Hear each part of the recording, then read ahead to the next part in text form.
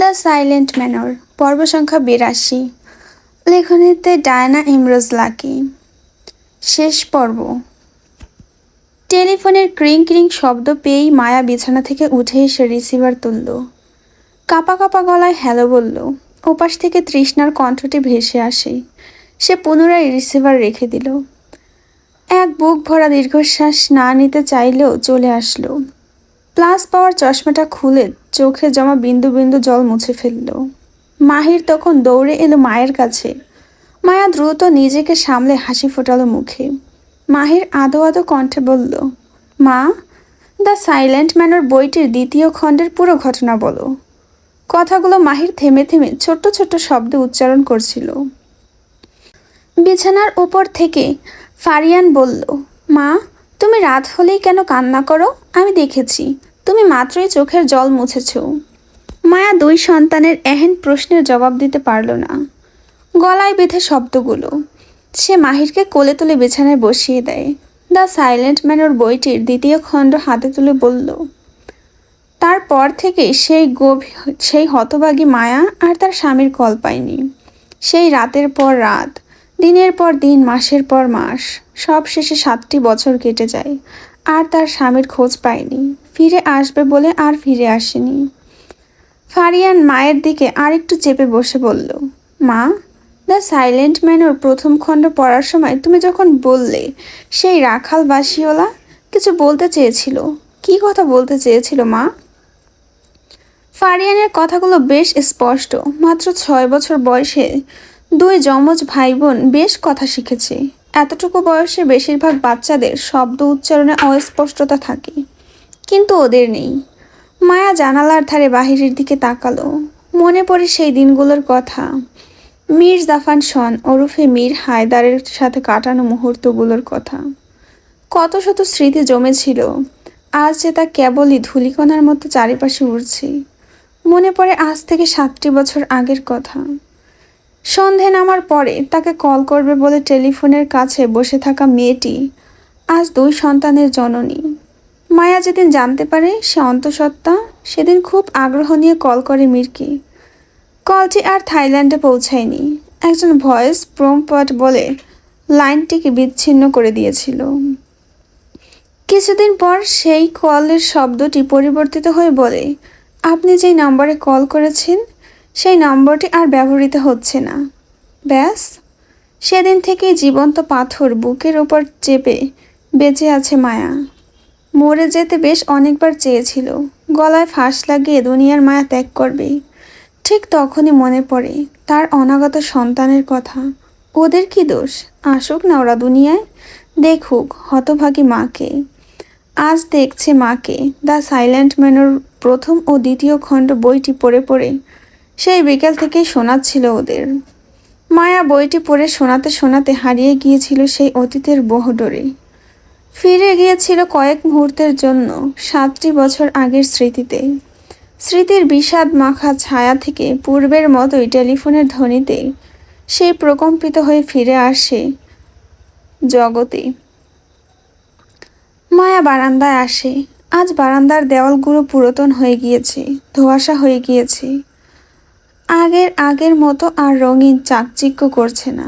হইচই ভরা, আনন্দে ভরা, সারাদিন মানুষের কোলাহলে ভরা বাড়িটি আজ নিস্তব্ধ, নীরব। এ যেন নীরব জমিদার। আলোকিত অন্তরটা আজ বড্ড কাঁদে, খুব কাঁদে। সারাদিন কোনো না কোনো বাহানায় টেলিফোনের আশেপাশে ঘুরঘুর করে। যখনই রিং বেজে ওঠে সে ছুটে যায় রিসিভ করতে, কিন্তু ওপাশ থেকে আর মীরের কণ্ঠটি ভেসে আসে না। তার অনুরাগী কণ্ঠ আর ফিরে আসে না। কেবল আসে শুনশান নীরবতা। অন্যের কথা মায়ার ভালো লাগে না। অন্যের দেখানো দরদ আর তার ভালো লাগে না। কথা আজকাল হারিয়ে যাচ্ছে, সেও হারায় কখনো কখনো। কিন্তু যখনই ফারিয়ান মাহির এসে মা ডাকটি কানে বেঁধে দেয়, সে আবার বেঁচে থাকার আশা জন্মায়।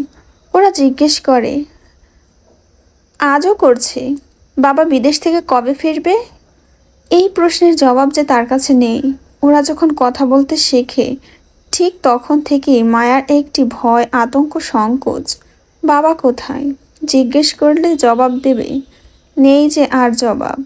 তবুও বলে আসবে। কাজে ফেঁসে গিয়েছে, অপেক্ষা করো আর কিছুদিন পার হয়, সময় গড়ায়, তবু তাদের বাবা ফিরে আসে না।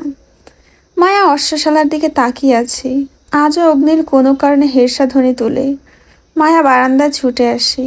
এই বুঝি মীরা আসলো। অগ্নিল নিশ্চয়ই তাকে দেখে হের্ষা তুলছে। ধারণা ভুল হচ্ছে। গত 7 বছর যাবৎ অগ্নিল বোধহয় তার মহাজনকে না দেখে চিৎকার করে মাঝে মধ্যে। ও খোঁজে তাকে, আর পায় না, যেমনটি মায়াও পাচ্ছে না। নীরবে সৃষ্টিকর্তার নিকট তাকায়। দেখা যাচ্ছে নীল আকাশটা। গত দীর্ঘ বছর ধরে কত শত করে আল্লাহর কাছে চাইছে, প্রার্থনা করছে, কই? সেই ভোরের মতো মৃত্যু আর ফিরে এলো না। আর কি আসবে না? মায়ার চোখের জলে গাল ভিজে যায়। গলা বেয়ে শাড়ির ভাঁজেও পড়ল। বাচ্চারা দেখে ফেলবে ভেবে ভয়ে মুছে ফেলল। নয়তো আবার জিজ্ঞেস করবে, কাঁদছো কেন? এত মিথ্যে বলে পাপ অর্জন করতে চাইছে না মায়া। মায়া কারোর পায়ের আওয়াজ পেয়ে সাবধান হলো। চশমাটা ঠিকঠাক করে পরে নিল। পিছন ঘুরে আহির মির্জাকে দেখল। আজ আলিমনগর তার আসার কথা ছিল। বাচ্চাদের দেখতে আসবে। গত 2 মাস আগে গিয়েছিল। গতকাল বলেছিল আসবে। ঘণ্টাখানেক আগে পৌঁছেছে চৌধুরী বাড়ির দুয়ারে এসে। আমজাদ, শালুক এদের সাথে বেশ কিছুক্ষণ আড্ডা দিয়েছে। মায়া মসৃণ হেসে বলল, কখন এলেন? জ্যোৎস্নার আগমন দেখেছিলে নিশ্চয়ই। এসে বিরক্ত করলাম বুঝি? একদমই না ভাইয়া, বাচ্চাদের সাথে গল্প করছিলাম। আগামীকাল ওদের স্কুল ছুটি, তাই গল্প করে সময় পার করছিলাম। কোমর ব্যথা হয়ে গিয়েছে, তাই একটু হাঁটছিলাম। বাচ্চাদের সাথে দেখা হয়েছিল? হুম। ঘরে ঢুকতেই ঝাঁপিয়ে পড়লো। কিছু উপহার নিয়ে এসেছিলাম, পেয়ে খুব খুশি হয়েছে। এসবের তো দরকার ছিল না ভাইয়া। আমার একটা মাত্র বোনের সন্তান, আমার ভাগ্নে, উপহার ছাড়া কিভাবে দেখি ওদের? বলেই হেসে উঠল। মায়াও জোরপূর্বক হাসে। আহির রেলিংয়ের পাশ ঘেঁষে দাঁড়ালো। ঘুরে ফিরে ফের শীত রাজ্যে এসে পড়েছে ধরণীতে। আহির শালটা গায়ে জড়িয়ে ধরে বলল, দেখতে দেখতে 7টি বছর কেটে গেল। সময় খুব দ্রুত গড়িয়ে যায়, যেন সন্ধ্যা নামার পূর্বেই দিনের আগমন। বাক্যগুলো বলে থামে। মায়ার দিকে ঘুরে তাকালো। তার চোখের জলটা চিকচিক করছে। আহির সেই জলটুকু দেখে বলল, আজও চোখে জল ফেলছো? এই জল বোধহয় চিরদিন গড়াবে। আমি কি অপরাধ করেছিলাম? আজও সেই অপরাধের ব্যাখ্যা খুঁজে পাই না। কতই না খোঁজার চেষ্টা করলাম, পেলাম আর কই। আসবে বলে চলে গেল, এলো না। সন্ধে নামার পর কল করবে, কত কল এলো, কই তার কল তো এলো না। আমার সন্তান দুটো কি সারা জীবন এতিমের পরিচয় নিয়ে থাকবে? ওরা যে আজ ওদের বাবার সম্পর্কে বলতে পারছে না। সেদিন এক প্রতিবেশী এতিম বলে সম্বোধন করেই ফেলেছিল। বলে বাপ ফেলে রেখে গেলেও সেই সন্তান এতিম, আর মরে গেলেও এতিম। মায়া ফ্যাঁস ফ্যাঁসে কেঁদে উঠল। আহিরের দুঃখ বিচরণ করলো মায়ার কান্না দেখে। বোন বলে ডেকেছে যে, চোখের সামনে বোনকে কাঁদতে দেখে ভাইয়ের ভালো লাগে বুঝি। কিন্তু এখানেও একটা দেয়াল। রক্তের ভাই নাই বলে আজ তার চোখের জলটুকু মুছে দিতে পারছে না। এভাবে কেঁদো না, বাচ্চারা দেখবে, ওদের কষ্ট হবে। মায়া ঘরের দিকে একবার তাকালো। মাহির ও ফারিয়ান আহিরের আনা খেলনাগুলো দিয়ে খেলা করছে। মাহির ফাঁকে ফাঁকে দ্য সাইলেন্ট ম্যানের বইটি খুলে গভীর মনোযোগ দিয়ে অক্ষরগুলো যেন দেখছে। মাহির খুব গল্প শুনতে পছন্দ করে। দ্য সাইলেন্ট ম্যানর অসমাপ্ত এবং সমাপ্ত বইয়ের গল্পটা অবাস্তব মনে করে ফারিয়ানা না বুঝে কয়েকবার হেসে উঠেছিল। কিন্তু মাহির বারবার জিজ্ঞেস করেছিল, এসব কি বাস্তবে হয়েছে মা? মায়া জবাবে হ্যাঁ বলেছিল। এরপর নিস্তব্ধতা বিরাজ করে। আহির ঘরের ভেতরে এলো। মায়া বইটি বাচ্চাদের হাত থেকে নিয়ে রেখে দেয়। আহিরকে পেয়ে আপাতত আর কিছুই খুঁজছে না বাচ্চারা। মামা মামা বলে মাতিয়ে রাখছে। আহিরও ওদের বেশ আদর করে। মায়া বিছানা থেকে খেলনাগুলো সরাতে সরাতেই আহিরকে লক্ষ্য করে বলল, প্রকাশনা কেমন চলছে? বেশ ভালো। গোয়েন্দাগিরি ছেড়ে প্রকাশনীতে এসে নতুন নতুন জীবনের সাথে পরিচিত হচ্ছি। কোন বইটা ভালো চলছে? দ্য সাইলেন্ট ম্যানের অসমাপ্ত কাহিনী যিনি সমাপ্ত করেছেন সেই লেখিকার বইটি, অর্থাৎ দ্য সাইলেন্ট ম্যানর 2য় খণ্ড, লেখিকা মায়া। মায়া হাত দুটো থেমে যায়। পাথরের মতন উদ্বিগ্ন হয়ে তাকালো আহিরের দিকে। পরক্ষণেই দৃষ্টি সরিয়ে ফেলল। খেলনাগুলো নিয়ে একটা বক্সের কাছে যায়। ভাবে সেই দিনটির কথা। মীর চলে যাওয়ার পরে কত রাত সে নির্ঘুম কাটিয়েছে, নীরবে নিভৃতে কেটে। উদাসীনতায় ভুগেছে। ঠিক সেই সময় হাতে তুলে নিয়েছিল একটি কলম। লিখতে শুরু করে সুফিয়ান হায়দার ও ফারদিনার শেষ পরিণতি থেকে শুরু করে মীর হায়দার ও তার জীবনের অনাকাঙ্ক্ষিত ঘটনাগুলো। অবশেষে সম্পূর্ণ করেছে অসম্পূর্ণ বইকে। আহির তখন কলকাতা থেকে ফিরে প্রকাশনী দাঁড় করিয়েছিল, আর তার প্রথম প্রকাশিত বই ছিল দ্য সাইলেন্ট ম্যানর দ্বিতীয় খণ্ড, যাকে বলা হয় সমাপ্ত খণ্ড। আহির বলল, এইভাবে নিজেকে একটু আধটু করে শেষ করে দিও না মায়া। নিজের সন্তান দুটোকে নিয়ে ভাবো। ওদের দিকে তাকালে যেন মীরকে দেখতে পাই। মাহির ঠিক ওর বাবার মতন, সেই চোখ, সেই নাক, চঞ্চলতা। ওদের জন্যই বেঁচে আছি ভাই। মাহির ও ফারিয়ান ছোঁয়াছুঁই খেলতে খেলতে বৈঠকখানায় চলে যায়। আহির ওদের দিকে চেয়ে বলল, মীরের স্মৃতি যেন ওরা, কিন্তু দুর্ভাগ্য। দেখো, গৌরী সেই চলেই গেল, আর দেখা দিল না। জানি না ও কোথায় আছে, কেমন আছে। মীর অন্তত যাওয়ার আগে বলে গিয়েছিল, ফিরে আসবে বলে আশ্বাস দিয়েছিল। আজ হোক বা কাল হোক, আসতেও পারে। মায়া চাপা কষ্টে চেপে বলল, হয়তো দ্বিতীয় বিয়ে করে সংসার করছে। আহির গাল বাঁকিয়ে হেসে বলল, না, মীর নিজেকে কোরবান করবে, কিন্তু তোমাকে ঠকাবে না। ওর ভালোবাসা নিয়ে আমার কোনো সন্দেহ নেই। মায়া জানালার পাশে গিয়ে বলল, তবে রাফিদ ভাই থাইল্যান্ডে গিয়ে তাদের বাড়িটি কেন তালাবদ্ধ পেল?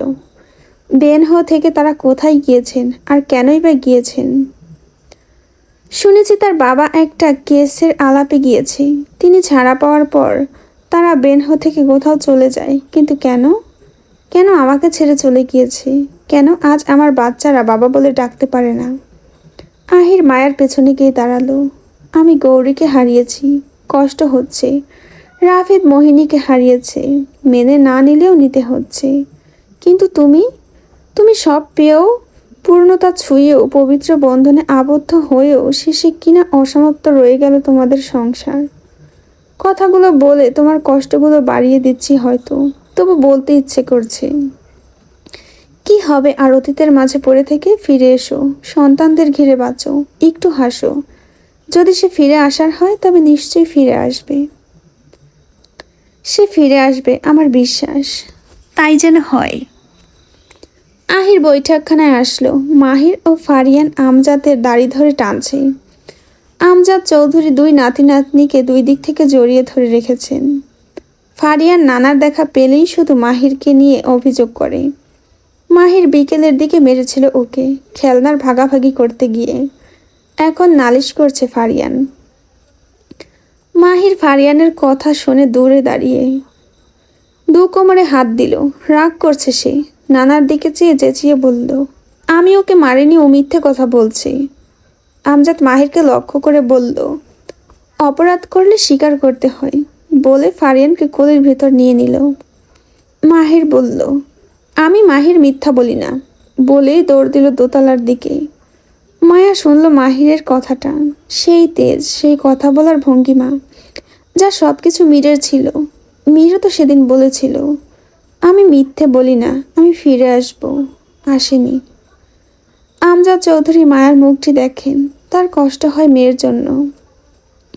সেদিন মীর থাইল্যান্ডে চলে যাওয়ার পর যখন আর খোঁজ পাওয়া গেল না, তিনিও দ্বিতীয়বার তখন খোঁজ পাঠান, কিন্তু কোনো হদিশ মেলেনি মীরের। থমাসসনের জয়ন্তী বেগম বেঁচে নেই। 1954 সালের প্রথম দিকে মারা যান। তৃষ্ণার বিয়ে হয়েছে কলকাতা শহরে ওর শ্বশুরবাড়ি। শাহানা বেগম গিয়েছেন গতকাল মেয়ের শ্বশুরবাড়ি। শালুক বেশ কিছুদিন থেকে অসুস্থ। সোফার অপর পাশে বসে তসবিহ পড়ছেন। পড়তে পড়তে দুই নাতনির ঝগড়া দেখছেন। মাহিরকে দেখছিলেন প্রাণ ভরে, বাবার মতন হয়েছে। ঘুরে তাকান মেয়ের দিকেও। চুলগুলো খোপা করা, চোখে চশমা। মাইগ্রেন সমস্যা দেখা দিয়েছে মায়ার। চোখের নিচে হালকা কালো দাগ, শরীরটা কিছুটা রোগাটে হয়ে গিয়েছে। মা হিসেবে এমন দৃশ্য দেখতে তার হৃদয় বাঁধে। মায়া চেয়েছিল শহরে গিয়ে থাকবে, শালুক যেতে দেননি। এখানে সবাই আছে, শহরে সে থাকবে নীরবে, নিস্তব্ধতায়। ভেবে বাধা দেন সেদিন মেয়েকে। আহির আমজাদ বসে প্রকাশনী নিয়ে কথা বলছে, রাফিদও তাদের সাথে যোগদান করেছে। মায়া ফারিয়ানকে নিয়ে ঘরে চলে যায়। মেয়ের মাথায় তার মতোই চুল হবে ভাবছে। মায়া ফারিয়ানের মাথার চুলগুলো বেঁধে দেয়। ফারিয়ান আয়নায় মায়ের প্রতিবিম্ব দেখে বলল, মা, তুমি বাবার কাছে আমাদের নিয়ে যাবে না? মায়া ওর চুলগুলো বেনুনি করে প্রসঙ্গ পাল্টে ফেলল। নিত্যদিন একই প্রশ্নের জবাব যে তার নিকট নেই, এমন প্রশ্নে যে তাকে নাড়িয়ে তোলে ভেতর থেকে। নীরবে কতই না চোখের জল ঝরে, সমুদ্রের নোনা জল যেন সবটুকু তার জন্য বরাদ্দ ছিল বলে আজ এত কাঁদতে হচ্ছে। বুলবুল আসে তার ঘরে। সন্ধ্যার পর বাচ্চাদের জন্য নাস্তা খাওয়া হয়নি। বুলবুল ছিল না, সবে বাজার থেকে ফিরে ওদের জন্য নাস্তা বানিয়েছে। আদর করে ডাকে ওদের নাস্তা দিতে। মায়া ক্যালেন্ডারের সামনে গিয়ে দাঁড়ালো। 1959 সাল, 30 ডিসেম্বর। সময় দাঁড়িয়ে আছে। আর 2 দিন পর তার আর মীরের বিবাহবার্ষিকী। দেখতে দেখতে কীভাবে সময় পার হয়ে গেল। গত 7 বছর ধরে প্রতি বিবাহ বার্ষিকীর দিনেই সে উৎসুকতা নিয়ে পথের দিকে চেয়ে থাকে। এই বুঝি মীর ফিরে আসবে, টেলিফোনে রিং বেজে উঠবে, রিসিভার তুলতে বোধহয় অপর প্রান্ত থেকে মীরের কণ্ঠটা ভেসে উঠবে। কিন্তু তা আর আসে না, আসে না তার কল। মায়া বাচ্চাদের দিকে একবার তাকিয়ে ঘর থেকে বের হয়ে ছাদে চলে যায়। খণ্ডিত একখানা চাঁদ উঠেছে। আকাশের দিকে তাকিয়ে থাকে মায়া। মীর নামক মানুষটি আজ সঙ্গে নেই, তবু ভাবে এক আকাশের নিচে দুজনের দু প্রান্তে বসবাস করছে। সে কেমন আছে? খুব জানতে ইচ্ছে করে কোথায় আছে। মায়াকে কি মনে পড়ে তার? মনে আছে মায়াকে, নাকি সব ভুলে স্বার্থপরের মতো বেঁচে আছে? মায়া মীরকে স্বার্থপর ভেবে নিজেই আঁতকে উঠল। তার স্বামীর সাথে যে স্বার্থপর শব্দটি বেমানান। ঘাড় সোজা করে তাকায় সরু চোখ দিয়ে যত দূর যায়। শুধু রাতের নিস্তব্ধতা, অন্ধকার, কোথাও কোথাও গাছের ডালের ফাঁক দিয়ে চাঁদের আলো। গ্রামের কিছু মুরব্বীরা হাতে টর্চ নিয়ে দল বেঁধে কোথাও যাচ্ছে। কেউ কেউ যাচ্ছে চৌরঙ্গি হাট বাজারে। বাজারে একটা টেলিফোন এসেছে। সেখানে দূরের দূরের আত্মীয় স্বজন আপনজনদের সাথে সবাই কথা বলার উত্তম সুযোগ পেয়েছে। আলিমনগর আগের থেকে অনেকটা উন্নত হয়েছে। কেবল থমকে গিয়েছে চৌধুরী বাড়ি। সেই সাথে নীরব হয়ে গিয়েছে চঞ্চল সেই মায়াবতী। আহির ছাদে আসে সিগারেট খাওয়ার জন্য। এসেই মায়াকে দেখায়, আড়ালে সিগারেট ফেলে দেয়। মায়াকে একা সময় কাটাতে দিবে ভেবে আবার চলে যাওয়ার জন্য পা বাড়াতেই মায়া দেখে ফেলল। সে ডাকে আহিরকে। আহির পাশে গিয়ে দাঁড়ালো। মায়া বলল, কাব্যগ্রন্থ প্রকাশ করেছেন শুনেছি। আপনিও তো লিখেছেন, একটা কবিতা শোনান। একটা কবিতা লিখেছি। নাম কি কবিতার? অপেক্ষা। শোনান। আহির সুরেলা কণ্ঠে বলল কবিতাটি। আমি অপেক্ষা করি ঘড়ির কাঁটার শব্দের ভেতর, যেখানে প্রতিটা টিকটিক শব্দে তোমার নাম উচ্চারণ করে। অপেক্ষা মানে শুধু থেমে থাকা না, অপেক্ষা মানে নিজের ভেতরকে প্রতিদিন একটু একটু করে ভেঙে ফেলা। জানালার পাশে বসে আলো নিভে যেতে দেখি। তোমার আসার কথা ভেবে অন্ধকারটাকেও আপন ভাবি। সবাই বলে এত অপেক্ষা করো না, কিন্তু কেউ জানে না এই অপেক্ষার মাঝেই আমি এখনো তোমাকে বাঁচিয়ে রেখেছি। যদি একদিন আসো, হয়তো আমাকে আগের মতো পাবে না, তবু এই অপেক্ষা আমার সবচেয়ে গভীর ভালোবাসা হয়ে তোমার দিকেই তাকিয়ে থাকবে। এক পুড়ে যাওয়া হৃদয় শুধু অক্ষয় থাকবে। মায়া দীর্ঘশ্বাস টেনে ফেলে বলল, অপেক্ষা আমরা মৃত নয়, বরং জীবন্ত মানুষের জন্যই করতে হয়। এক সময় আমরা মরে যাই, সব অপেক্ষার প্রহর শেষ হয় না। কিছু কিছু অপেক্ষা মানুষকে বদলে দেয়। অপেক্ষা করতে করতে আমরা মানুষটার চেয়ে তার স্মৃতিটাকেই বেশি ভালোবাসতে শিখি। যার জন্য অপেক্ষা করি, সে না এলেও অপেক্ষাটা থেকে যায়। অপেক্ষা হলো ভালোবাসার নীরব প্রমাণ। এক নীরব মৃত্যু। দেহের মৃত্যু সবাই দেখে, যদি প্রিয় মানুষগুলো আত্মার মৃত্যুর যন্ত্রণাটা দেখতো তবে ছেড়ে যাওয়ার আগে বোধহয় একটাবার ভেবে নিত। সময়টা ছিল 1870 সাল। রাত্রি ছিল অস্বাভাবিক নীরব। চারপাশের সঙ্গী ছিল চাঁদের আলো। একটা শিমুল গাছটির স্পর্শে আলগোছে বসেছিলেন একজন ছদ্মবেশী রাখাল বাসিওয়ালা, সুফিয়ান হায়দার। হায়দার বংশের একটি নক্ষত্র, শ্যামবর্ণে ঘেরা এক সুদর্শন পুরুষ, যার রাজ্যে জুড়িয়ে ছিল রহস্য, অসমাপ্ত বাণী, অসমাপ্ত প্রেম। সেই রাতে রাখাল জমিদার কন্যাকে আকৃষ্ট করে তার বাঁশির সুরে। মুগ্ধকর সুরে ছুটে এসেছিল ফারদিনা সেদিন। কিন্তু রাখাল বাঁশিওয়ালা ছিলেন প্রতিশোধের নেশায় মোড়ানো এক মানব।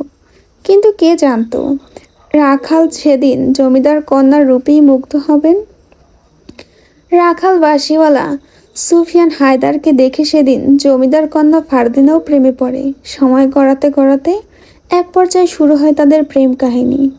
জমিদার কন্যার স্বপ্নের সাম্রাজ্য ছিল একটি ক্ষুদ্র সংসার, রাখাল বাঁশিওয়ালা আর সে গর্বে সেই সংসার। কিন্তু ভাগ্য আর সেই সুযোগ দিল কই। তাদের মাঝে বাধা হলো তালুকদার বংশের নরখাদক পাষাণ সন্তানগুলো, যাদের মস্তিষ্ক জুড়ে ছিল কুসংস্কার। কত মানুষ ধরে বেঁধে বাঘের খাদ্য বানিয়েছে। এক সময় বোনকে বাঁচাতে শিশুদের রক্ত সংগ্রহ করে খালি করেছে অপর মায়ের বুক। পাষাণ খেলায় ফেঁসে যায় সুফিয়ান হায়দার। চক্রে পা পিছলে পড়ে যায় ফারদিনা। একটি গ্রাম, একটি ব্রিটিশ দল, একটি ভয়ঙ্কর ডিল পরিবর্তন করে দেয় সুফিয়ান হায়দারের জীবন, ধ্বংস করে ফারদিনা ও তার ভালোবাসার বাঁধন। পূর্ণতার ছোঁয়া পেতে পেতে ফারদিনা মৃত্যুবরণ করে তার প্রিয় মানুষটির হাতে। সুফিয়ান হায়দার সেদিন বুক কেঁপেছিল, হাত কেঁপেছিল, হৃদয়টা ভেঙে চুরমার হয়েছে। সমুদ্র আছড়ে পড়েছিল মাথার উপর। যেদিন নিজ হাতে ফারদিনাকে মেরেছিল, একটি গ্রাম আর শত শত গ্রামবাসীকে বাঁচাতে কোরবান দিয়েছিল সেদিন নিজের ভালোবাসাকে। কিন্তু কে জানতো তার ভালোবাসার মানুষটি বেঁচে আছে। সৃষ্টিকর্তা তাকে বাঁচিয়ে রেখেছে, অথচ সে মরেছিল ঠুকরে ঠুকরে। একটি ভুলের কারণে শেষ নওয়াব বংশ ধ্বংস হয় হায়দার বংশ। আলিমনগর থেকে হারিয়ে যায় তালুকদার বংশের সন্তানরা। একতরফা ভালোবেসে আমজদ নূর বেগ বাকি জীবনটা কাটিয়ে দিয়েছে। একতরফা ভালোবেসে হেলেনা বেঁচেছিলেন মৃত্যুর স্বাদ নিয়ে। ফারদিনা মর্মাহত অবস্থা থেকে ফিরে এসে প্রথম খুঁজেছিল তার ভালোবাসা সুফিয়ান হায়দারকে। পায়নি। কিভাবে পাবে? বেঁচে ছিল না যে। গুলিবদ্ধ হয়ে মানুষটি দুনিয়ার মায়া ত্যাগ করেছিল। আর ফারদিনা বেঁচে ছিল তার রয়ে যাওয়া স্মৃতিগুলো আঁকড়ে ধরে, নিজের সন্তানকে ঘিরে। অমর ছদ্মবেশী রাখাল বাঁশিওয়ালার হাতের ছোঁয়ায় তৈরি হয়েছিল একটি বই, দ্য সাইলেন্ট ম্যানুর। সে কি জানতো বইটি অসম্পূর্ণই রয়ে যাবে? তকদির তাকে বইটি সম্পূর্ণ করতে দিল না। সে সাজিয়েছিল বইটি নিজের সবটুকু আবেগ দিয়ে, লিখেছিল না হওয়া মানুষটিকে ঘিরে। সবশেষে বইটি প্রকাশিত হয়। বইটি ঘিরে শত শত মানুষের একটাই প্রশ্ন, সুফিয়ান হায়দার শেষে কি বলতে চেয়েছিল? কি ছিল তার মনের মধ্যখানে লুকিয়ে? এমন কি বাক্য যা তিনি ব্যতীত কেউ জানতেন না? আগাম দিনেও কি সেই অপ্রকাশিত সত্যটা অপ্রকাশিতই রয়ে যাবে? জেবুন্নেছা বেগম, তিনি কেন তার স্বামীকে নিজ হাতে মেরেছিল তা যে আজও অজানা।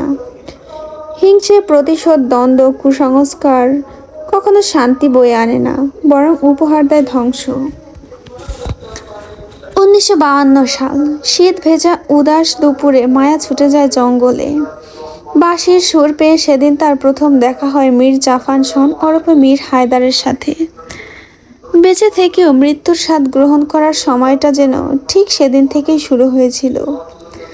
বেদনা, হাহাকার, আর্তনাদ সব যেন শুরু হয়েছিল সেই জঙ্গলের মধ্য থেকেই। বাবার মুখে এক মায়াবতীর বর্ণনা শুনে ব্যাকুল হয় মীর। জানতে পারে সেই মেয়ের সাথেই বিয়ে ঠিক হয়েছে তার। অতঃপর ছুটে আসে থাইল্যান্ড রাজ্যের থেকে ভারতে, দেশের মাটিতে। হাজারো বাধা বিপত্তি পার হয়ে পূর্ণতা মিলেছিল তাদের। কিন্তু সেদিন পূর্ণতা মিলেও যেন মেলেনি। তাদের মাঝে বাধা হয়ে দাঁড়ায় নওয়াব শেহজাদা। অপহরণ করে মীরকে, বিষ পান করিয়ে মেরে ফেলে তার যমজ ভাই নীরকে। ভালোবাসা, দ্বন্দ্ব, হিংসে সেদিন নবাব শেহজাদাকে জড়িয়ে ধরেছিল, অত্যাচার করেছিল অমানবিকভাবে মীরকে। তবু শেষ পর্যন্ত নিজের ভুল বুঝতে পেরে মায়ার দেওয়া তাকে প্রথম ও শেষ চিঠির মাধ্যমে, কে জানে সেই চিঠিতে কি ছিল। শত বাধা পেরিয়েও সেদিন মীর জাফান শন ওরফে হায়দার বংশের বংশধর ছুটে আসে তার মায়াবতীর কাছে। বাকরুদ্ধ হয়ে যায় নারীর কণ্ঠে, ফের শব্দ ফিরে আসে। স্বামীকে মৃত ভেবে নিজেকে তিলে তিলে শেষ করতেই পুনরায় হাসি মেলে সেদিন। কিন্তু সেই হাসি আর বেশি দিন স্থায়ী হলো না। এডওয়ার্ডের চক্রে পড়ে মীর ফিরে যায় থাইল্যান্ডে। এরপর আর আসি বলেও আসেনি। তার মায়াবতী যে আজও সন্ধ্যা নামার পর একটা কলের জন্য অপেক্ষা করে, পথ চেয়ে থাকে। তার সন্তানরা যে বাবার অপেক্ষায় চেয়ে থাকে। দ্য সাইলেন্ট ম্যানের বইটি অসম্পূর্ণ, সবশেষে সম্পূর্ণ করে মায়া। প্রকাশিত করে বইটি প্রকাশক আহির মির্জা। নিজের ভালোবাসার মানুষকে হারিয়ে আহির মির্জা গোয়েন্দা নামক শব্দটি মুছে ফেলে নিজের নামের অংশ থেকে। আজও সেই পথ চেয়ে থাকে তাকে ফেলে যাওয়া মানুষটির জন্য। সব হারিয়ে আহির মির্জা শূন্য, শূন্য পথিকের মতো সেও অন্ধকার পথ চেয়ে রয়। 1959 পহেলা জানুয়ারি। দিনটি প্রতিদিনের মতোই শুরু হয়। একাকিত্ব এর ছায়ামূর্তিরা চারপাশে প্রতিধ্বনিত হচ্ছে। তৃষ্ণা গত রাতে ট্রেনে ওঠে, সাথে তার মা ছিলেন। আজকের দিনে মায়াকে তৃষ্ণার শুভেচ্ছা জানায়, তাই গতকাল চলে এসেছে। ছোট্টবেলা থেকে মায়াকে চাচাতো বোন নয়, বরং নিজের মায়ের পেটের বোনের মতোই দেখেছে সে। সারাদিন মরার মতো পড়ে থাকে মায়া। এই দৃশ্য তারও যে ভালো লাগে না। অনেকবার বলেছে শহরে চল, আমাদের সাথে থাকবি। মায়া প্রথমে রাজি হয়েও পরে আর যেতে চাইল না। বলে উনি যদি বাড়ি ফিরে আমাকে না দেখেন তবে যে কষ্ট পাবে। ওনাকে দেওয়া টেলিফোন নাম্বারটি আমাদের, কল করলে এই নাম্বারেই করবেন। যদি কল দিয়ে আমাকে না পান। মায়ার মুখে সেদিন এমনটি শুনে তৃষ্ণা খুব কেঁদেছিল। তবু এই কথার বিপরীতে জবাব দেওয়ার মতো শব্দ ছিল না তার কাছে। মাহির ও ফারিয়ান তৃষ্ণার সাথে খেলা করছে উঠোনে। মায়া দূর থেকে দাঁড়িয়ে দেখছে, আবার মৃদু হাসছে। তার সন্তান দুটো সারা জীবন এভাবেই হেসে যাক তার প্রার্থনা করছে। তার মতন ভাগ্য যাতে ওদের না হয়। মনে মনে এহেন প্রার্থনা শেষে ঘরের ভেতরে প্রবেশ করল। আহির ও রাফিদ বসার ঘরে বসে আছে। শালুক বেগম পায়ের দিকে শক্তটা হঠাৎ লোভ পেয়েছে। মায়াকে বললেন, আমার জন্য একটু সরিষার তেল গরম করে নিয়ে আয়, এরপর মালিশ করে দে। মায়া মাথা কাত করে সম্মতি জানিয়ে রান্নাঘরে চলে যায়। রান্নাঘর থেকে চৌরঙ্গীর হাটের রাস্তাটা দেখা যায়। মায়া উঁকি দিয়ে ওই পানেই দেখছে। আসছে না নতুন কেউ, নতুন গাড়ি নিয়ে কেউ প্রবেশ করছে না। অগ্নিলের মতো অশ্ব নিয়ে কেউ ছুটে আসে না আর। মায়া শালুকের পায়ে তেল মালিশ করছে। শালুক মেয়ের দিকে তাকিয়ে বললেন, আজকে তোর বিয়ের 7 বছর পূর্ণ হবে, ভাবতেই অবাক হচ্ছি। আমার সেই ছোট্ট মায়া কত বড় হয়ে গিয়েছে, মা হয়েছে, 2 সন্তানের জননী। দোয়া করি যেন আদর্শ মা হতে পারিস। মা, উনি ফিরে আসুক সেই দোয়া করলে না? শালুক থ হয়ে গেলেন, অসহায়ের মতো তাকায় ঘুরে মেয়ের দিকে। মায়ের গাল ছুঁয়ে বললেন, সবসময় দোয়া করি মা, যেন তোর হাসি খুশি জীবনটা আবার ফিরে আসে, মেয়ের যেন ফিরে আসে। আমার মন বলছে উনি ফিরে আসবে, বলল মায়া খুব আত্মবিশ্বাসের সাথে। শালুক অন্যদিকে চোখ সরান, তিনি কিছু ভাবেন। তার ভাবনার জগতে মীর। মায়া শালুকের অভিব্যক্তি দেখে বলল, কি ভাবছ মা? কিছু নয়। শালুকের কণ্ঠ ভাঙা। বলো মা। শালুক সময় নিলেন, বললেন, মীর বেঁচে আছে তো? কোনো দুর্ঘটনা বা কোনো কারণে? এখানে এসে শালুক থেমে যান। মায়ার চোখ জোড়া ফুলে উঠল, টলমল করছে জলে। বুকের ভেতর এক প্রকার বিস্ফোরিত সৃষ্টি হয়। বলল, না মা, উনি যেখানেই আছেন ঠিক আছেন, হয়তো ফিরেও আসবে। ফিরুক, আমিও চাই, কিন্তু তুই ধরে নে আর ফিরে আসবে না। গত 7 বছর ধরেই তো অপেক্ষা করে করে শেষ করে দিচ্ছিস নিজেকে। এবার একটু সামাল দে নিজেকে। মায়া হেসে বলল, নিজেকে সামলে নিয়েছি তো মা, কিন্তু তার জন্য অপেক্ষা আমি করেই যাব। ভালোবাসার বিপরীত শব্দ যেন অপেক্ষা। সেই অপেক্ষায় রইলাম আমি তার। ফিরে আসবেন আমার জন্য, আমাদের সন্তানের জন্য। আমি প্রতিনিয়ত বলি, মাহির ফারিয়ান যেন ওদের বাবাকে একবার হলেও নিজেদের চোখে দেখতে পায়, বাবা বলে ডেকে জড়িয়ে ধরতে পারে। তোর দোয়া বিফলে যাবে না। মায়া তেলটা নিয়ে উঠে দাঁড়াতেই নওয়াব শেহজাদা হাজির হয়। নওয়াব শেহজাদা নিজেকে আত্মসমর্পণ করেছিল চৌধুরী পরিবারের কাছে, ক্ষমা চেয়েছিল সবার কাছে। শালুক, আমজাদ এবং মায়াও সেদিন তাকে ক্ষমা করে দেয়। এরপর থেকে মাঝে সাঝে আসা হয় চৌধুরী বাড়িতে। মাহির, ফারিয়ান এর সাথে কথা বলে, কখনো কখনো খুনসুটি করে। তার হাতে একটা ফুলের তোড়া। শেহজাদা শালুককে সালাম করলো। মায়া কিছু না বলে রান্নাঘরের দিকে চলে যায়। সেখানে তেলটা রেখে উঠোনে বাচ্চাদের কাছে চলে গেল। শেহজাদা তার পিছু পিছু গিয়ে দাঁড়ায়। মায়া তার সম্মুখে এসে বলল, আমার প্রতি বিবাহ বার্ষিকীতে এসে ফুলের তোড়া দিয়ে শুভেচ্ছা জানান, কিন্তু কেন? এই দিনটি তোমার জন্য বিশেষ দিন, বলেই তোড়াটা তার দিকে এগিয়ে দেয়। মায়া ধন্যবাদ জানায়। মাহির এসে ফুলের তোড়াটা নিয়ে খেলতে শুরু করে। শেহজাদা মায়ের দিকে চেয়ে উসখুস করতে করতে বলে, একটা কথা বলার ছিল। বলুন। আমিও সবসময় চাই মীর ফিরে আসুক। এরপর একদিন এই বিষয়ে রাফিদের সাথে কথা বলি। রাফিদ আমার কথা মতো থাইল্যান্ডে পাড়ি জমায়।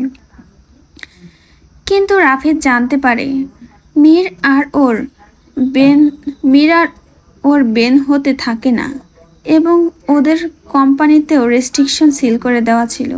আশেপাশের প্রতিবেশী এবং কোম্পানিদের অন্যান্যদের থেকে খোঁজ নিলেও তারা কেউ মীরের হদিশ দিতে পারে না। জানি না ও কোথায়, কিন্তু এত বছর পর যখন ও আর ফিরে আসলো না, তবে বোধহয় আর আসবে না। থেমে গেল, এবার ঢোক গিলে বলল, আমি তোমাকে ভালোবাসি মায়া, আজও। কিন্তু তোমাকে চেয়ে আর নিজেকে কষ্ট দিচ্ছি না। শুধু একটাই প্রার্থনা করি, সৃষ্টিকর্তা যেন তোমার সব প্রার্থনা কবুল করেন, তোমার মীরকে ফিরিয়ে দেন। এটাই আমার শেষ চাওয়া। আর আজকের পর আমি আর কোনোদিন ফিরে আসবো না তোমার সামনে। এই দেখাই তোমার সাথে আমার শেষ দেখা। চোখ ভেজা শেহজাদার মাটিতে দৃষ্টি নিবদ্ধ করে শেষ বলল, ভালো থেকো আমার না হওয়া ভালোবাসা।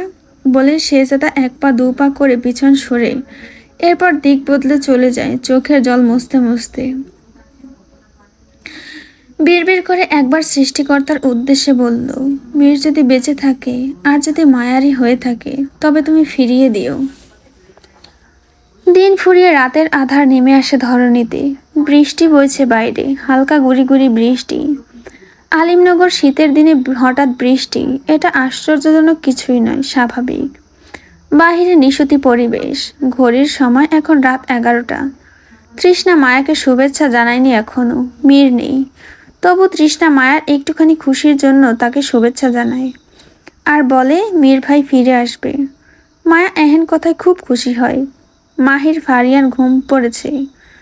ফারিয়ান এখনো আধো ঘুমে, নড়ে চড়ে। মায়া ওর শিয়রে বসে মাথায় হাত বুলিয়ে দিচ্ছে। হাত বোলাতে বোলাতে বারবার ঘড়ির দিকে তাকায়। সময় বেড়ে 12টা ছুঁই ছুঁই। মায়া বিছানা ছেড়ে উঠে গেল বারান্দায়। বাহিরে অজানা কারোর আগমন নেই। সে ঘরে ফিরে আসে, পায়চারি করতে শুরু করে। প্রতিদিনের অপেক্ষার চেয়েও প্রতি বিবাহ বার্ষিকীর অপেক্ষার যেন মায়ার ভরসাটা একটু বেশি ধারালো হয়। তার আত্মবিশ্বাস আজকের দিনে বেশি জোর থাকে। মীর বোধহয় ফিরে আসবে, নয়তো কল করবে। মায়া ঘুরে ঘুরে টেলিফোনের আশেপাশে যায়, বেজে ওঠে না কল। মায়া দীর্ঘ নিঃশ্বাস ফেলে ঘড়ির দিকে ফের তাকালো। 11টা 56 মিনিট। বিবাহ বার্ষিকীর সময়টা এখনো শেষ নয়। মায়া আগ্রহ নিয়ে অপেক্ষা করছে। ঠিক সেই মুহূর্তে টেলিফোন বেজে ওঠে। মায়া হকচকিয়ে গেল। টেলিফোনের কাছে গিয়ে রিসিভারটা তুলে নেয়। হাতটা কাঁপছে। ওপাশ থেকে কোনো শব্দ নেই। মায়া কাঁপা কাঁপা গলায় আগ বাড়িয়ে বলল, হ্যালো, কে? আমি। সমাপ্ত। হ্যালো মাই ডিয়ার কিউটিস, অবশেষে দ্য সাইলেন্ট ম্যানর গল্পটি শেষ হলো। ও মাই গুডনেস, এত এত এত রহস্য। আর শেষে আমি।